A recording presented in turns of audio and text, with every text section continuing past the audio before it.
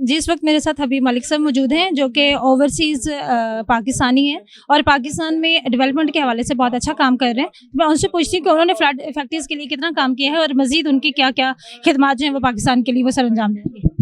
Thank you very much. मैं तो 2010 में भी यहाँ आया था और I was the first aid worker UK से जो, और उस वक्त भी काम करता रहा, और अब ये जुलाई से मैं इधर ही हूँ और मेन फोकस हमारा यही रहा है। यहाँ मस्जिद, जिस मस्जिद में हम खड़े हैं रहमतुल्लाह आलमीन, इस मस्जिद, एक मस्जिद की आपको मिसाल देता हूँ, इन्होंने फ़ौरन 750 मसाजिद को कोऑर्डिनेट किया है और माशाल्लाह माशाल्लाह 3 मिलियन पाउंड्स की एड हमारे इस्लामाबाद रावलपिंडी के लोगों ने इस मस्जिद में डोनेट की है, जो डिस्ट्रीब्यूट हो रही है।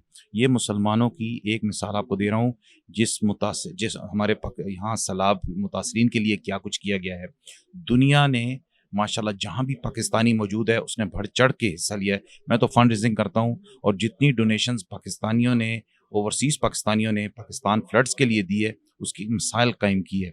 यहाँ इमरजेंसी फेज़ जो था पहले 3 महीने का वो चलता रहा, जिसमें खुराक हो गई, पानी हो गया, मेडिकल सप्लाईज हो गई और इसके साथ साथ टेम्प्रेरी शेल्टर्स दिए गए। अब रिकंस्ट्रक्शन का फेज़ चल रहा है, मकानात बन रहे हैं, पंजाब में बन रहे हैं, सिंध में बन रहे हैं, बलूचिस्तान की तरफ बन रहे हैं, और यहाँ आज server foundation in partnership with मस्जिद रहमतुल्लाह आलमीन, इनके साथ ये आज फंक्शन था। यहाँ जो एड आज जो आपको नज़र आ रही है ये यूके से आई है और ये एक स्पोर्ट्स इक्विपमेंट ज़्यादा आई है, ताकि ये उन स्कूलों में स्पोर्ट्स का भी जो जिनके नुकसानात हुए उनको ये भी तकसीम की जाए। तो अपार्ट फ्रॉम ये कपड़े जो यहाँ 3 मिलियन पाउंड से ज़्यादा इन काइंड डोनेशंस जो यहाँ डिस्ट्रीब्यूट हुई हैं, इसके साथ साथ 57 मसाजिद कंस्ट्रक्ट कर दी गई हैं ये मस्जिद रहमतुल्लाह आलमीन ने।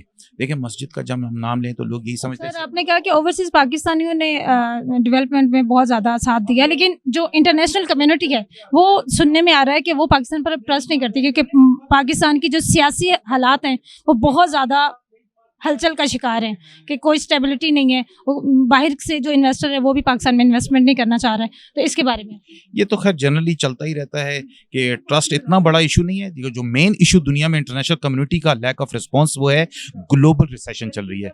मैं यूके में रहता हूँ, पूरा यूके इस वक्त इफेक्टेड है, यूरोप इफेक्टेड है, अमेरिका इफेक्टेड है, सब जो हैं वो स्ट्रगल कर रहे हैं। उनका जो ओवरसीज बजट होता है सब ममालिक का उन्होंने कट बैक किया हुआ है। तो ये असल रीज़न ये है। तो नो डाउट जब पॉलिटिकल आपकी इंस्टेबिलिटी होगी तो इंटरनेशनल एड वो थोड़ी रुकती है, लेकिन इंशाल्लाह हालात, आवर फ्यूचर जो है वो ब्राइट है पाकिस्तान का इंशाल्लाह। बहुत शुक्रिया, थैंक यू।